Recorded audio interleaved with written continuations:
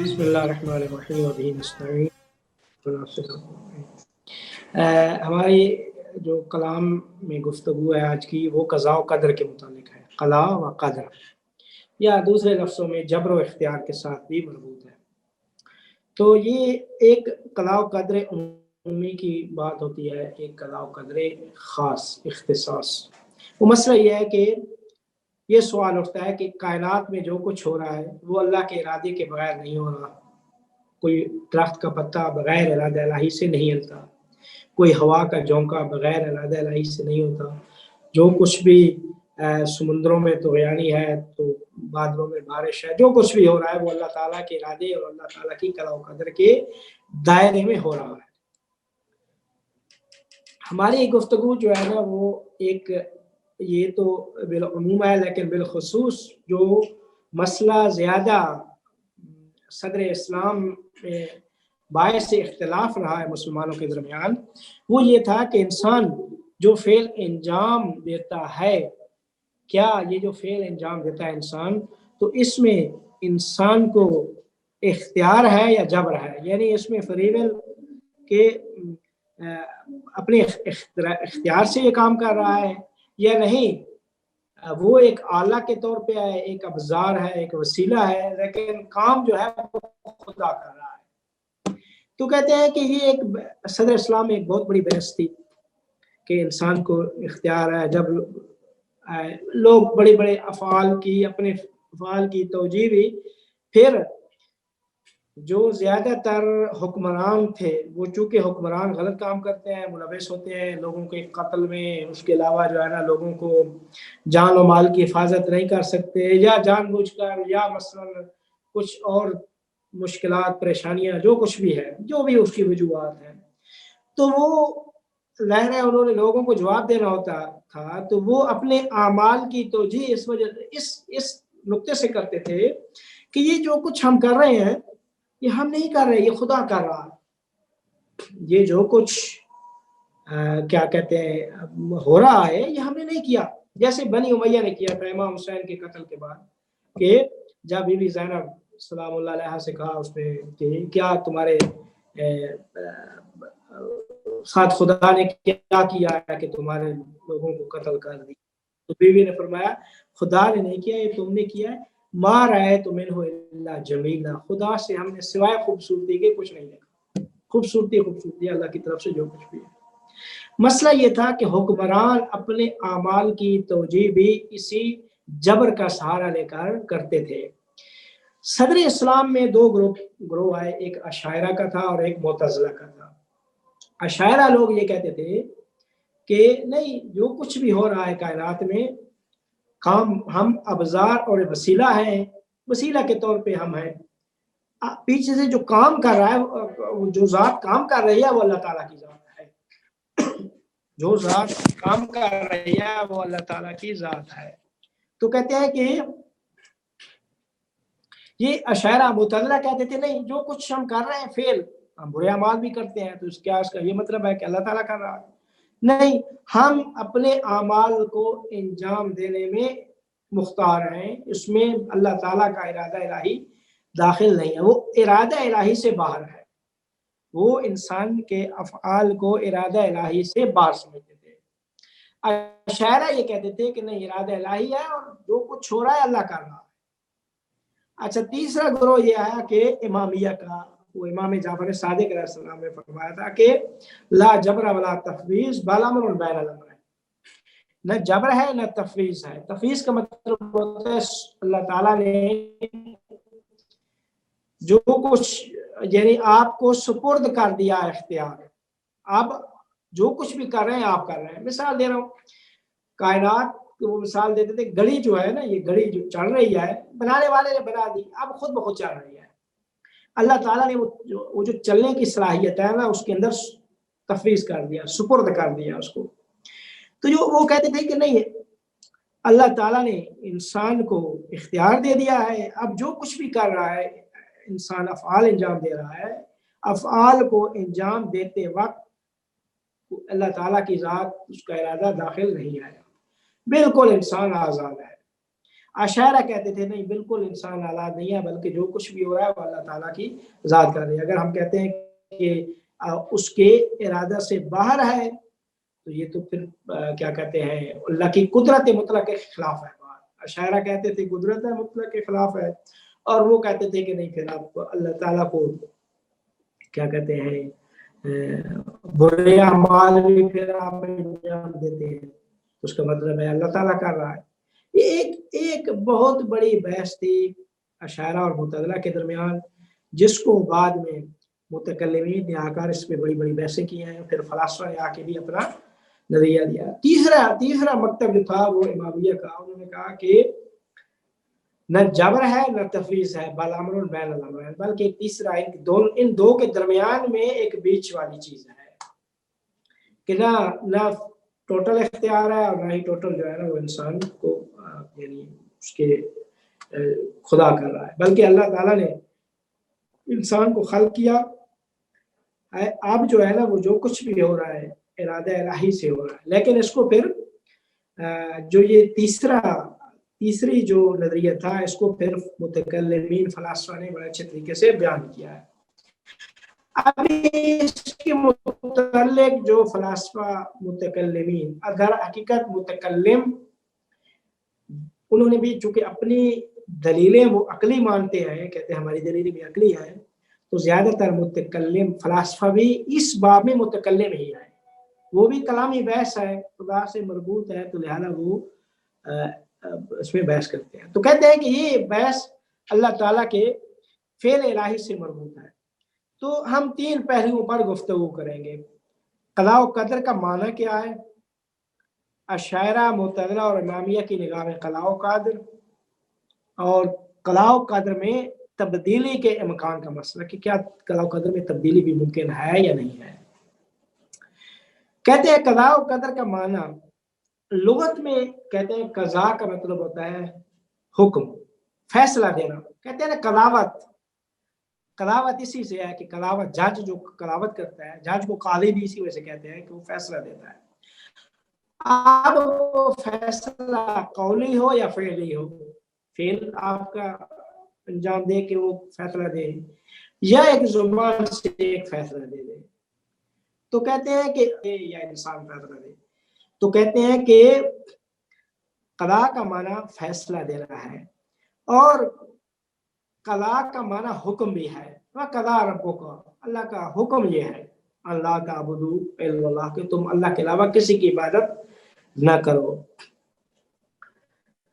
تو کہتے ہیں کہ اب جو کچھ کائنات میں ہو رہا ہے ان کے بارے میں قضاء الہی کا لغوی معنی یہ ہو گیا کہ یہ جتنے بھی کائنات میں حوادث رونما ہو رہے ہیں یہ حق تعالیٰ کی جانب سے قطعی و حتمی ہو چکے ہیں، اللہ کی طرف سے یہ حتمی ہو چکے ہیں، ان کا فیصلہ ہو چکا ہے، اور خدا کا حکم فیصلہ ان کے متعلق قطعی و یقینی ہے۔ یہ ہے قضاء الہی کا معنی۔ اور تقدیر الہی کا مطلب یہ ہوتا ہے کہ اشیاء جتنی بھی جہان میں جو کچھ بھی اشیاء ہیں انہوں نے اپنے اندازہ اور مقدار کو خدا کی جانب سے کسب کر لیا ہے۔ دیکھیں اندازہ اور مقدار کو خدا کی جانب سے کسب کر لیا ہے، کہ مثال دے رہا ہوں کہ یہ کتنے عرصے میں چل سکتی ہیں، کتنا ان کو ٹائم چاہیے، یہ کتنی اس کو مدت چاہیے، کتنا جو ہے نا وہ یعنی اندازہ اور مقدار کی بات ہو رہی ہے۔ تو یہ اللہ کی طرف سے یعنی تقدیر الہی کا معنی یہ ہے کہ اشیاء نے اپنے اندازہ اور مقدار کو خدا کی جانب سے کسب کر لیا ہے۔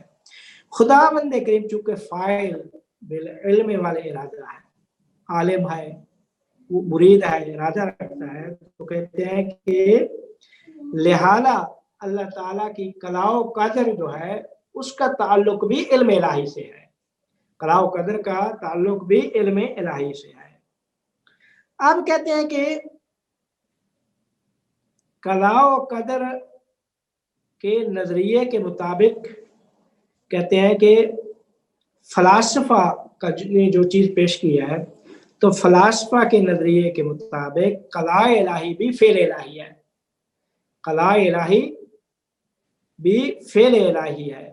اللہ تعالیٰ کا فعل ہے وہ تمام اشیاء کو قضا، اللہ تعالیٰ کا حکم صرف انسان کے بارے میں ہے، تمام اشیاء پر محیط ہے، ٹھیک ہے. تو کہتے ہیں کہ تمام حوادث جتنے بھی ہیں وہ اللہ کے پاس وجود علمی اور عقلی رکھتے ہیں، اور جو اللہ کے علم میں تمام اشیاء ہیں وہ ان کا وجود علمی ہے، تو ان کو وجود علمی کو وجود عینی انہی کے مطابق وجود عینی عطا ہوا ہے. تو لہذا وجود عینی اس وجود علمی سے جدا نہیں ہے، وجود عینی وجود علمی سے جدا نہیں ہے بلکہ اسی وجود علمی سے پیدا ہوتا ہے. فاضل صاحب وجود عینی کا مطلب بتا دیں، وجود عینی اس کانٹیکس میں کیا، اور اس کو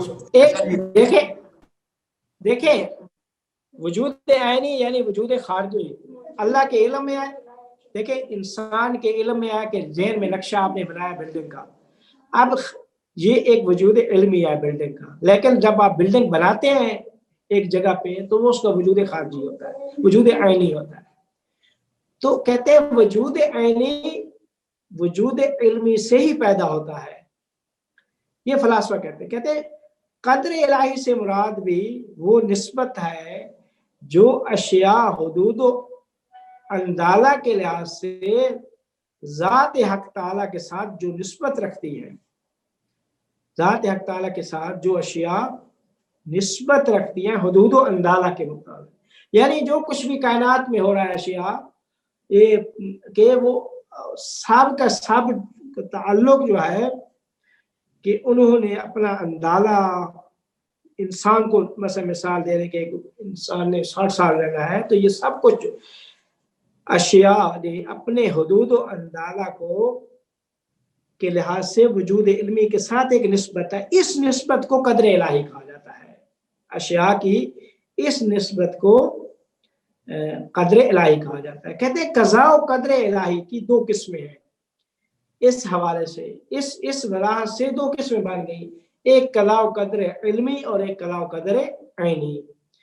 قضاء و قدر علمی یعنی اشیاء کا حدود و اندالہ کے لحاظ سے ضروری و حتمی ہونا علم الہی کی بنیاد، یعنی اللہ کے علم میں ہے جو کچھ اشیاء کی میں خارج میں ہونا ہے، جو کچھ وہ اللہ کے علم میں ہے، تو یہ جو کچھ علم میں ہے یہ وجود علمی ہے.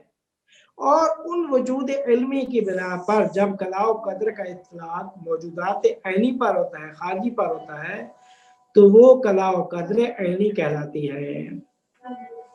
تو کہتے ہیں کہ بس دونوں کی نسبت اللہ تعالیٰ کے علم سے ہی ہے، ٹھیک ہے. تو اشیاء اپنے حدود و اندالہ کو بھی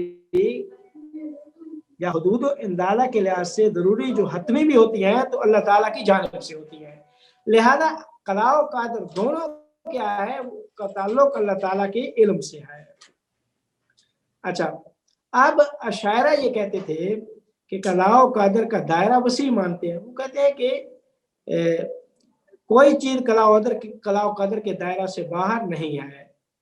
تو کہتے ہیں کہ ساری کی ساری قضاء و قدر کے دائرے میں ہے. معتزلہ کہتے ہیں نہیں، یہ جبر ہے اور یہ عدل الہی کے ساتھ سازگار نہیں ہے. اچھا کہتے ہیں کہ معتزلہ کہتے ہیں کہ نہیں، انسان کے جو افعال ہیں، فعل انسان جو انجام دیتا ہے وہ اختیاری افعال جو ہیں وہ قضاء و قدر کے دائرہ سے باہر ہے، قضاء و قدر کے دائرہ سے باہر ہے. اور اس کو پھر اشاعرہ شرک مانتے تھے. تو کہتے ہیں کہ یعنی کہ جب انسان کا اس میں کسی قسم کا ارادہ الہی شامل ہی نہیں ہے تو ان کی نگاہ میں شرک ہے پھر. تو کہتے ہیں اشاعرہ اپنے انسان کے اشاعرہ کے نظریے کی بنیاد پر انسان کے گناہ کی توجیہ بھی ہو جاتی ہے. امامیہ نے آ کر کہا ہے کہ نہیں، اشاعرہ کو اہل توحید کہا جاتا تھا، معتزلہ کو اہل العدل کہا جاتا تھا، لیکن امامیہ نے آ کے اصطلاحات کو حل کرنے کی کوشش کی ہے. امامیہ کہا کہ نہ جبر ہے نہ اختیار ہے بلکہ بل امر بین الامر ہے. اچھا کیا مطلب یہ بل امر بین الامرین کا بھی آپ کو ابھی سمجھ میں آ جائے گی یہ بات. کہتے ہیں کہ قضا میں تبدیلی نہیں ہے، ٹھیک ہے، اور قدر میں تبدیلی ہوتی ہے۔ قضا جو اللہ کا حکم ہے اس میں تبدیلی نہیں ہے۔ اللہ جو بھی حکم ہے اللہ کے پاس وہ آخری درجے میں اللہ کو معلوم ہے کہ اس نے آخر میں آ کے اتنا کرنا ہے، اس طرح اس نے وہ انجام دیا۔ جو قدر ہے، قدر قابل تبدیل و تغییر ہے۔ کیوں کہتے ہیں فلاسفہ کہتے ہیں یہ جو جہان کا نظام ہے یہ علت و معلول پر مبتنی ہے، کاز افیکٹ کا بھی نظریہ۔ تو کہتے ہیں ہر معلول کو ایک خاص علت کی ضرورت ہوتی ہے۔ معلول ہر علت سے صادر نہیں ہو سکتا۔ بیج آپ کیا کہتے ہیں گندم سے چنا نہیں آئے گا جو ہے نا، یا گندم سے چاول نہیں آئے، گندم سے گندم ہی آئے گی۔ تو کہتے ہیں کہ معلول اپنی ضرورت اور اپنے وجود کے تعین و مقدار کو علت ہی سے کسب کرتا ہے۔ تو کہتے ہیں کہ ہر معلول کیا ہے، ہر علت سے صادر نہیں ہوتا، بلکہ ہر معلول کو ایک خاص علت کی ضرورت ہوتی ہے۔ تو آپ کہتے ہیں کہ یہ جو قضا اللہ کی وہ حتمی ہوتی ہے، قضا حتمی ہے، جو قدر ہے وہ حتمی نہیں ہے۔ کیوں نہیں ہے؟ کہتے ہیں کہ ہمارے پاس جو اس کائنات میں جو سسٹم ہے دو طرح کے، ایک مجردات ہے اور ایک مادیات ہے۔ مجردات میں وہ فرشتے آ جاتے ہیں عالم عقول میں، تو اب وہاں پہ کوئی تیسری چیز وہ اللہ کے ارادہ کن سے وجود میں آئے ہیں۔ تو اللہ کے ارادہ کن سے جو وجود میں آئے ہیں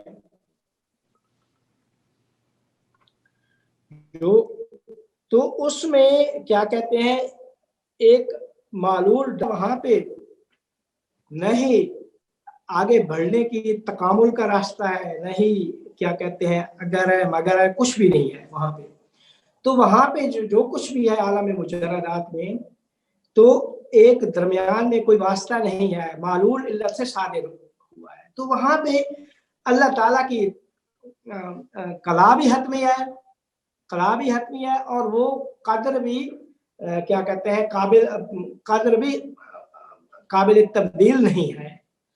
لیکن انسان اس عالم کائنات میں آئے، اس عالم مادیات میں، تو عالم مادیات قوہ فعل سے مرکب ہے۔ کائنات میں حرکت ہے، حرکت میں جو ہے نا وہ کیا کہتے ہیں کل سب ہر لحظہ ہر آن حرکت ہے۔ تو حرکت کا مطلب یہ ہے کہ انسان کائنات تکامل کی طرف جا رہی ہے۔ تو جب کائنات تکامل کی طرف جا رہی ہے تو یہ کائنات قوہ فعل سے تشکیل ہوئی ہے۔ جب قوہ اور فعل سے تشکیل ہوا ہے تو ہزار قسم کی اگریں موجود ہیں یہاں پہ، کہ اگر یہ ہوگا تو وہ ہو جائے گا، اگر اس طرح ہوا تو اس طرح ہو جائے گا۔ مثال دے رہا ہوں، میں یہاں سے باہر نکلا ہوں، مجھے پتا ہے کہ ادھر بھی راستہ ہے ادھر بھی راستہ ہے۔ اچھا، اب میں ادھر سے جاؤں گا دائیں سائڈ سے تو ایک قسم کی قضا و قدر میرے انتظار میں ہے، اور دوسری سائڈ پہ جاؤں گا تو دوسری قسم کی ہے۔ تو کیا کہتے ہیں بہت ساری علت اور معلول درمیان میں ہیں، لہذا جب ان مادیات میں بہت ساری علتیں معلول درمیان میں ہیں تو لہذا کیا کہتے ہیں قدر جو ہے وہ قابل تبدیل ہے، قابل تبدیل ہے کہ اگر اس طرح ہوگا تو کیا کہتے ہیں اگر اس طرح ہوگا تو یہ ہو جائے گا، اگر اس طرح نہ ہوا تو یہ ہو جائے گا۔ تو کہتے ہیں یہ جو ہے نا اگر والے وہ یہ عالم مجردات میں یہ چیز نہیں ہے، لیکن مادیات میں یہ ساری کی ساری چیزیں موجود ہیں اس عالم میں۔ تو یہ عالم میں پوری کائنات کو دیکھ لیں یا انسان کو دیکھ لیں، پوری کائنات یا انسان، تو انسان جو ہے جو فعل انجام دیتا ہے تو فعل انجام دیتے وقت بھی جو اللہ کا ایک آرڈر ہے وہ حتمی ہے، اللہ کا آرڈر۔ اچھا، اللہ کا آرڈر جو ہے نا وہ اس طریقے سے حتمی ہے کہ اگر اس نے اس طریقے سے گیا تو یہ ہو جائے گا، اگر اس طریقے سے گیا تو وہ ہو جائے گا۔ لیکن اللہ اپنے علم مطلق سے جانتا ہے کہ اس نے اپنے اختیار سے یہ راستہ انتخاب کرنا ہے، اپنے اختیار سے یہ راستہ انتخاب کرنا ہے۔ تو اس وجہ سے وہ اللہ کے پاس جو نہائی علم ہے اس کی بنیاد پہ ہم کہہ سکتے ہیں کہ قضا جو ہے وہ حتمی ہے، اور تقدیر الہی کیا ہے وہ حتمی نہیں ہے، بلکہ تغییر میں تبدیل ہے۔ اچھا، اب جب تبدیل ہے تو کائنات کا سسٹم اللہ نے اس طریقے سے بنایا ہے، کائنات کا سسٹم کہ آپ باہر نکلے ہیں، آپ نے ہزار قسم کی، مثلا یہاں سے اسلام آباد سے لاہور آنا ہے تو ہزار قسم کی اگریں موجود ہیں۔ کیسے جی؟ میں یہاں سے جاؤں گا، اگر مثال دے رہا ہوں فلاں اڈے پہ، تو فلاں سے پھر اس طریقے سے، پھر ادھر سے جاؤں گا اس طریقے، یا نہیں جاؤں گا تو ایک دوسرے طریقے سے۔ یہ جو ساری چیزیں ہیں، اس کائنات کے سسٹم کو آپس میں جو چیزیں ہیں، اجزاء ہیں کائنات کے، ان کو مربوط کرنے کے لیے جو چیزیں اس کیا کہتے ہیں تقدیر الہی کو ٹالنے کا یا اس میں اثر انداز ہونے کا کچھ چیزیں کیا کہتے ہیں وجہ بنتی ہیں، یا کچھ عوامل ہیں کہ جن کی بنیاد پہ جو دین میں کہا گیا ہے کہ آپ مثلا آپ یہاں سے باہر جا رہے ہیں، سفر پہ صدقہ کریں۔ صدقہ کیا ہے؟ موت کو ٹال دیتا ہے، صدقہ حادثے کو ٹال دیتا ہے۔ تو صدقے کو اللہ نے ایک اس جو نظام کائنات کا جو سسٹم ہے اس کے اندر جو تحت جو چیز اثر انداز ہوتی ہے، ایک صدقہ ہے۔ صدقہ تو تدفع البلا، صدقے سے بلائیں ٹل جاتی ہیں۔ تو صدقہ ایک بہت بڑی چیز ہے کہ جو اس نظام کائنات اس میں جو ہے نا اثر انداز ہونے والی چیز ہے۔ دوسری چیز دعا جو ہے نا، دعا سلاح المومن، مومن کا اسلحہ جو ہے وہ دعا ہے۔ دعا جو ہے نا وہ انسان کی اندرونی پکار ہے، انسان کی، دیکھیں انسان بلکہ پوری کی پوری کائنات، انتم الفقراء الی اللہ، آپ فقیر محض ہیں، فقر محض جو ہے وہ انسان ہے۔ کائنات، پوری کی پوری کائنات جو ہے نا وہ محتاج، پوری ذات اس کی جو ہے نا وہ احتیاج اور فقر ہے۔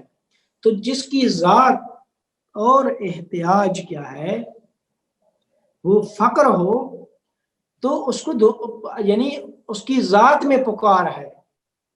تو جو ذات میں پکار ہے وہ زبانیں، یعنی استعداد جسے کہتے ہیں کہ اس کے اندر رکھی گئی ہے پکار، دعا کرنا، تو اس کو اللہ نے آرڈر دیا ہے کہ اب جو کچھ آپ کے اندر رکھا گیا ہے اس کو الفاظ میں زبان سے بیان کریں، یا زبان حال سے بیان کریں، یا زبان قال سے بیان کریں، اور دعا کے ذریعے سے ہی اپنی حاجات کو طلب کریں۔ یہ جو آپ دعا کریں گے، حاجات طلب کریں گے، تو اس کے لیے کسی خاص یعنی آپ کو کسی کے فرمان کہنے کی بھی ضرورت نہیں ہے۔ کیونکہ آپ اپنے اندر سے انسان کیا ہے غور کر کے بتا سکتا ہے کہ میری ذات کے اندر کیا ہے، فقر کو رکھا گیا ہے۔ تو فقر کیا ہے؟ وہ انسان کو دعوت دیتا ہے پکارنے کی طرف کہ آپ پکاریں اللہ کو، آپ فقر محض ہیں۔ تو ہر لحظہ کیا ہے وہ خدا کی ضرورت ہے۔ تو چونکہ ابو اللہ صدرہ بھی کہتے ہیں کہ پوری کی پوری ما سوی اللہ وہ فقر محض ہے۔ تو جو فقر ذات، احتیاج و ضرورت اور محتاجی ہے، تو اس کا اپنا وجود ہی نہیں ہے، بلکہ اس کا وجود اس اللہ کے وجود سے ہی ہے۔ وہ مثال پھر وحدت الوجود کی طرف لے کر جاتے ہیں۔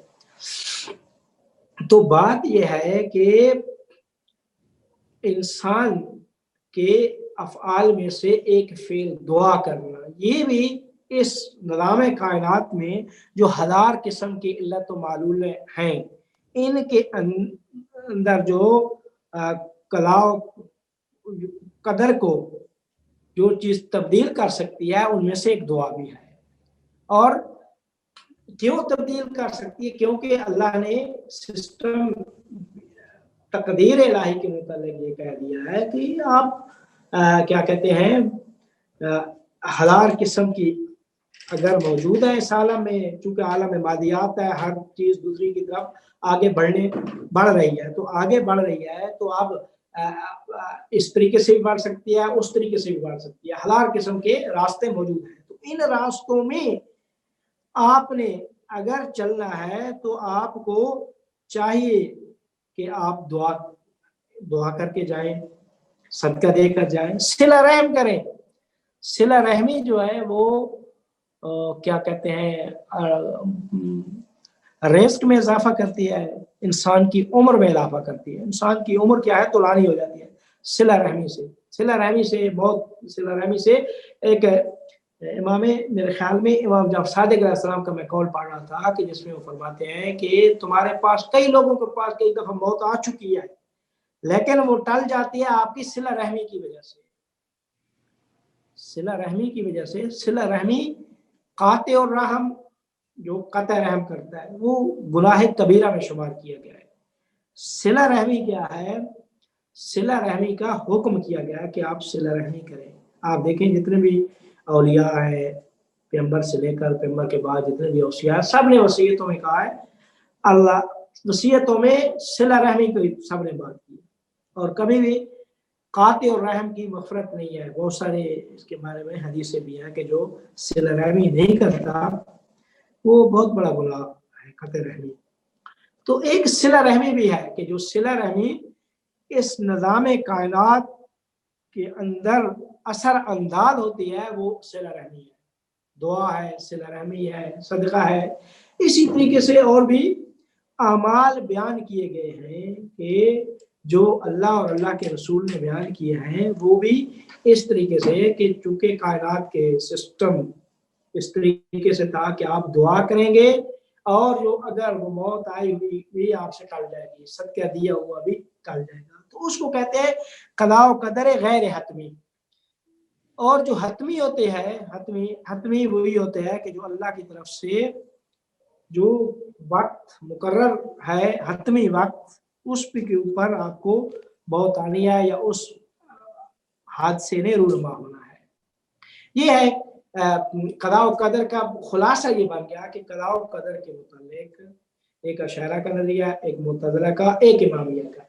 इमामिया का नजरिए के मुताबिक न जबर है न तफवीज़ है, बल्कि अल्लाह ताला का जो कला है वो हतमी है, और तकदीर में अशिया क्या है, वो चूंकि निज़ाम कायनात दरहाल तगय्युर तबद्दुल है, तब्दीली और तब्दीली, चूंकि हर जगह तब्दीली है, तो तब्दीली ही इस निज़ाम मादियात का खासा है, तब्दीली, तगय्युर और तब्दीली। तो तगय्युर और तब्दीली में क्या कहते हैं, कला व कदर हतमी नहीं है बल्कि गैर हतमी है। तो जब गैर हतमी है तो गैर हतमी के अंदर क्या है, बहुत सारी चीजें जो रखी गई हैं जो असर अंदाज होती हैं इस निज़ाम कायनात में, और जो मुजर्रदात हैं वहाँ कला व कदर हतमी है। कला व कदर हतमी जो लफ्ज़ कौन से वजूद में आ गए उनके बारे में कोई ना उन्होंने फेल अंजाम देने है, ना आगे बढ़ना है। मा मिन्ना इल्ला लहू मकामुम मालूम, जो कुछ भी है कोई मकाम में मालूम है, ना आगे है, ना कुव्वा है, ना फेल है।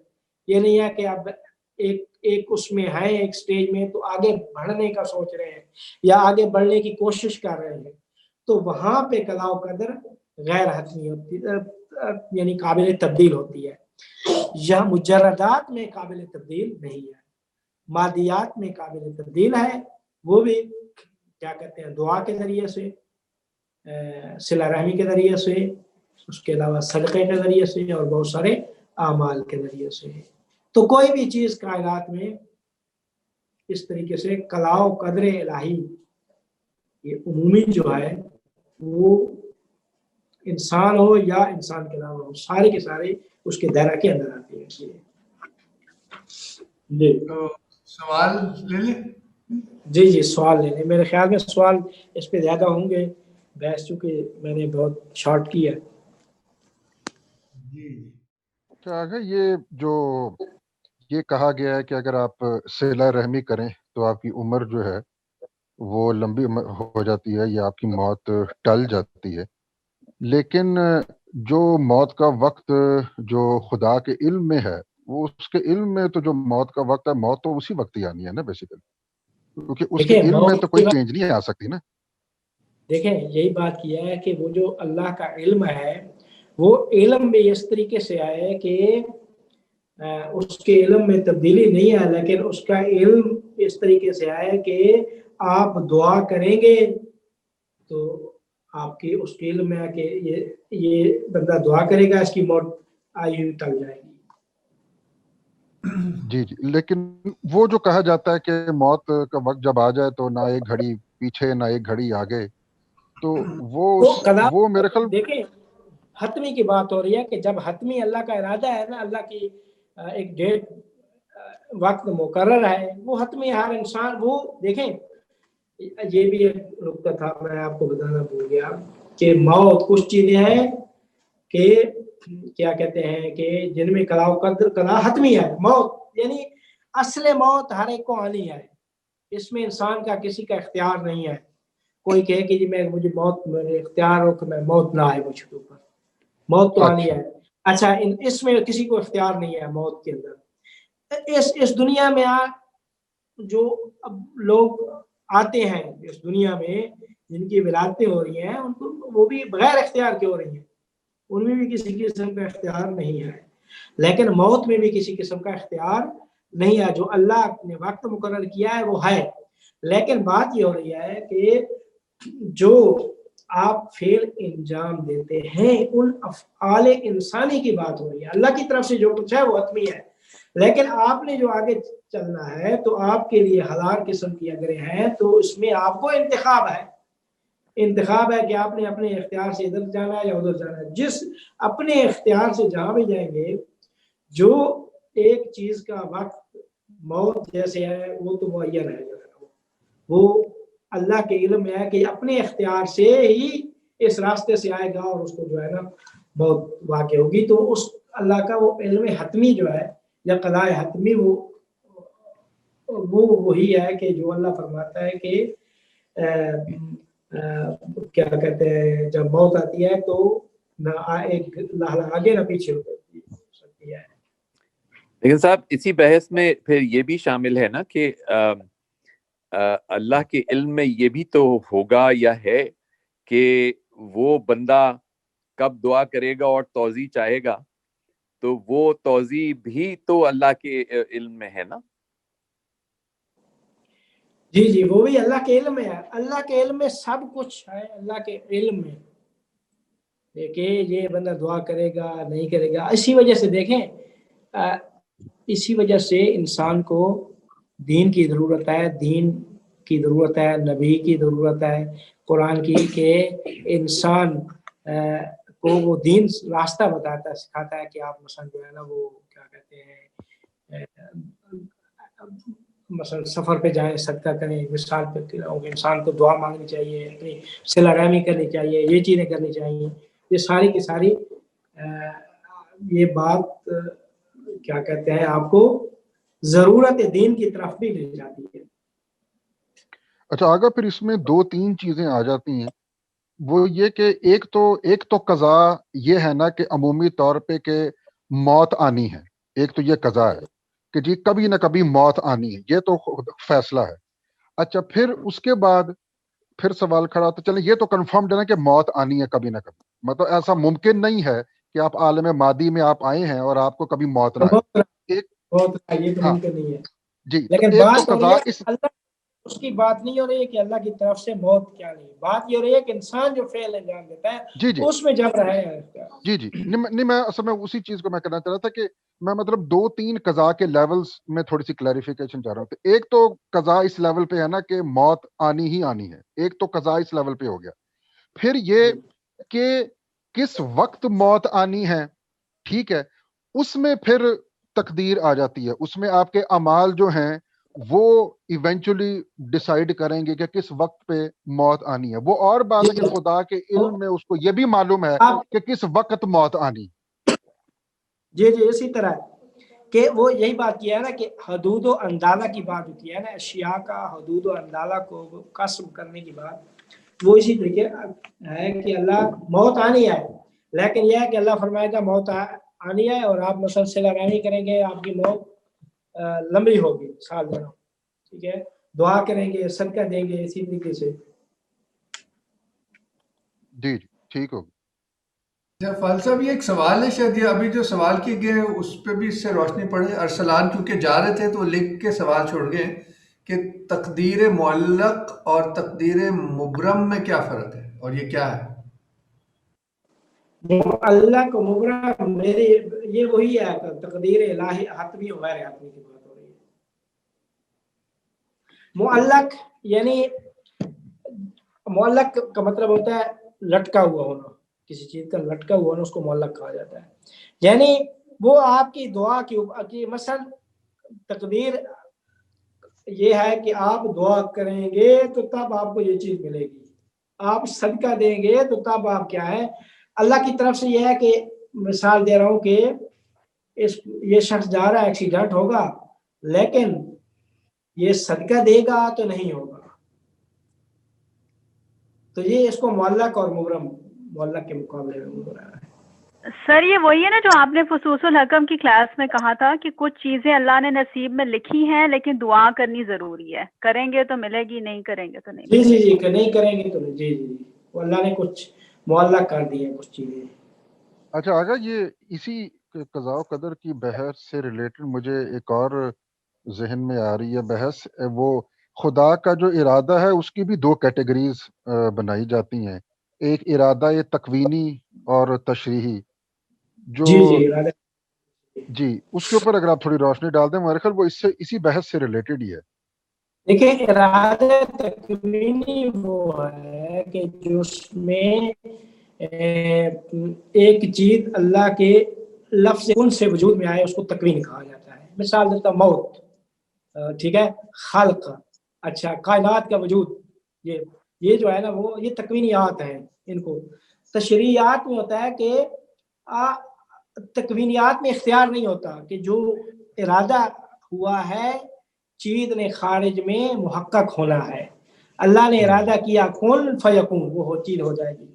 तशरीयात में ये होता है इरादा तशरीह में कि जरूरी नहीं होता कि इरादे से मुराद भी मुहक्कक हो जाए। मिसाल दे रहा हूँ कि अल्लाह ने कहा नमाज पढ़े, अब लोग नमाज नहीं पढ़ते, रोजा नहीं रखते, अल्लाह का इरादा है, अमर है, अमर तकवीनी और तशरीह भी कहा जाता है।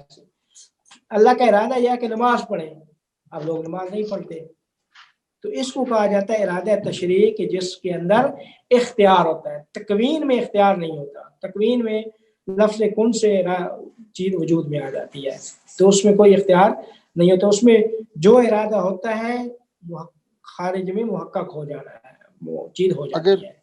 अगर इसको इल्लत और मालूल के साथ इसको रिलेट करें तकवीनी को, तो हम ये कह सकते हैं कि इरादे तकवीनी ये है कि अगर सबब जो है वो मौजूद है तो या इल्लत मौजूद है तो मालूल का सादर होना भी लाजमी है, हतमी है।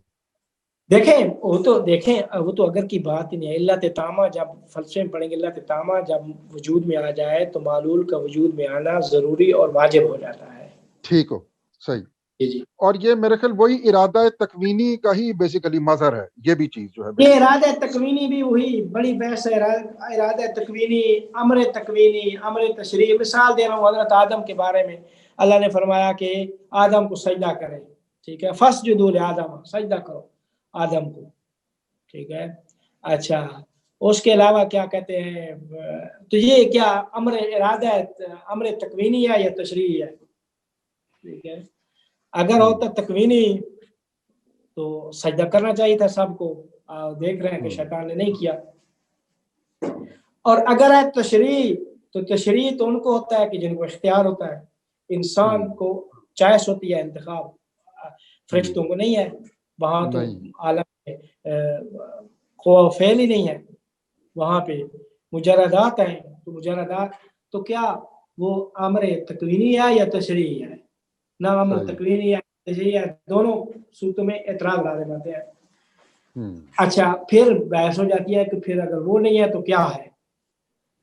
कुछ फलासफा अल्लामा तबतबाई साहब का भी नज़रिया है कि ये तशबीह माकूल बे महसूस है, तशबीह माकूल बे महसूस है। एक और आलम में एक वाक़या हुआ, अल्लाह ने हमारे लिए इस तरीके से बयान कर दिया है। अब क्या है हमें समझ में नहीं आता, ठीक है। क्यों?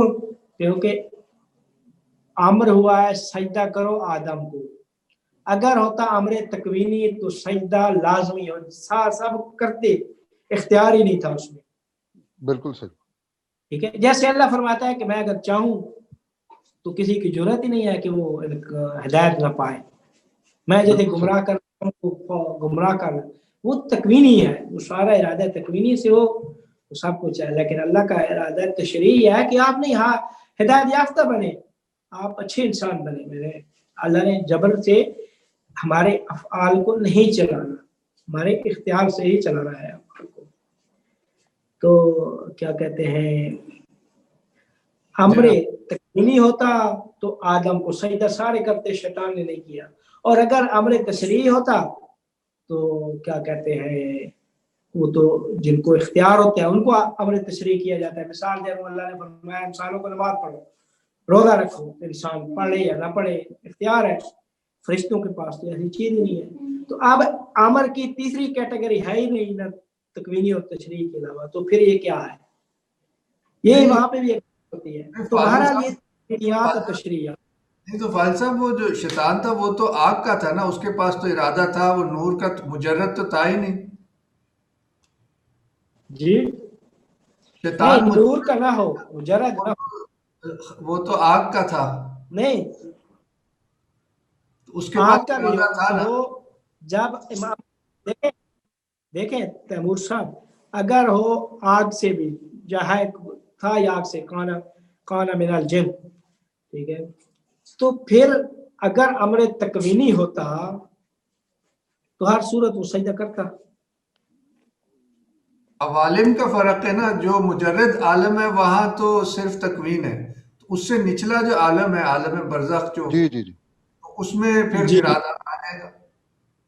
میرے خیال وہ میں بھی اسی اسی وجہ طرف سے اشارہ کرنا دیکھیں, چاہ رہا تھا کہ ایسا ممکن ہے کہ یہ واقعہ عالم مجرد میں ہوا ہی نہ ہو, جہاں شیطان کے بغاوت کرنے کی گنجائش موجود تھی. اگر تو یہ ایسا عالم ہے تو پھر ممکن ہے کہ یہ عالم مجرد ہے ہی نہیں جہاں یہ واقعہ ہوا ہے. ایسا بھی تو ہو سکتا ہے.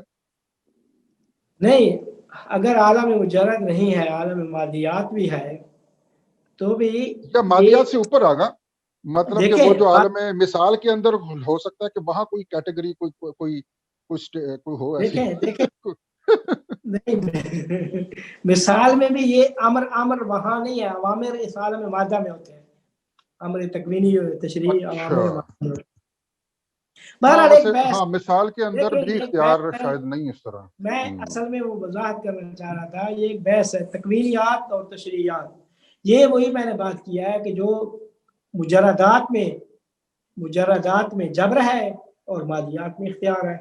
تو مادیات میں قضاء و قدر میں تبدیلی ہے, قدر میں تبدیلی ہے, اور قضاء خدا جو آخری نہائی علم جو اللہ کا ہوتا ہے, اس اعتبار سے دیکھا جائے تو قضاء بھی ہے.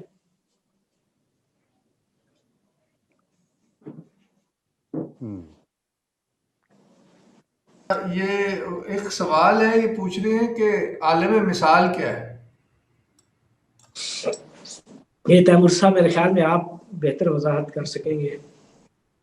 میرا تو خیال تھا یہ کہیں نہ کہیں اس پہ بات ہو چکی ہے, یعنی کہ عالم مادہ اور عالم مجرد کے درمیان جو عالم ہے, یعنی کہ فرشتے ہو اچھا گئے, ویسے یہ انسان ہو گئے, اور بیچ میں ہو گئے جن یا آگ کا جو ہے نا. اچھا ویسے آگا یہ ایک بات تھی کہ دیکھیں عالم مادہ میں تو مکمل اختیار ہے, ایک مطلب عالم جو مجرد ہے اس میں ایسا اس طرح اختیار نہیں ہے. تو عالم مثال کے اندر میرا خیال یہ بھی تو ممکن ہے کہ اس کے اندر یہ مڈل والی کوئی چیز پائی جاتی ہو, مطلب نہ یہ والی کیفیت ہو مجرد والی اور نہ مادہ والی پورا اختیار والی کیفیت ہو. تو مطلب نہیں دیکھیں عالم ہے یا یہ کہ نہ مجرد ہے نہ مادی ہے, ایک جہت سے نہیں مجرد کے میں ساتھ پوچھنا یہ شبیہ ہے, چاہ رہا ایک ہوں, جہت سے مادہ کے نہیں میں ساتھ. پوچھنا چاہ رہا ہوں کہ سم ایلیمنٹ آف اختیار عالم مثال میں یا عالم برزخ میں موجود ہو سکتا ہے, کچھ مطلب کسی حد تک اختیار ہو, کسی حد تک اس طرح کا اختیار نہ ہو جو عالم مادی میں تھا مثال کے طور پہ. دیکھیں جب وہاں پہ وہ وجود ہی نہیں ہے جو افعال انجام دیتا ہے, ٹھیک ہے, وہاں چاہے آپ مثال سعودی مانے یا مثال نزولی جس اوپر سے نیچے جب ہم آئے سعودی میں, جب ہم برزخ میں, تو برزخ میں تو آپ کو کون سا مرنے کے بعد کون سا اختیار ہوگا وہاں پہ؟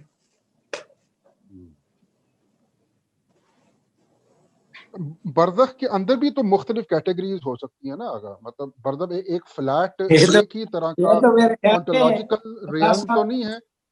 یہ جو برزخ میں جا چکے ہیں نا قبر والے، ان سے پوچھنا چاہیے صحیح کہ کیا حالات وہاں پہ صحیح صحیح ہے.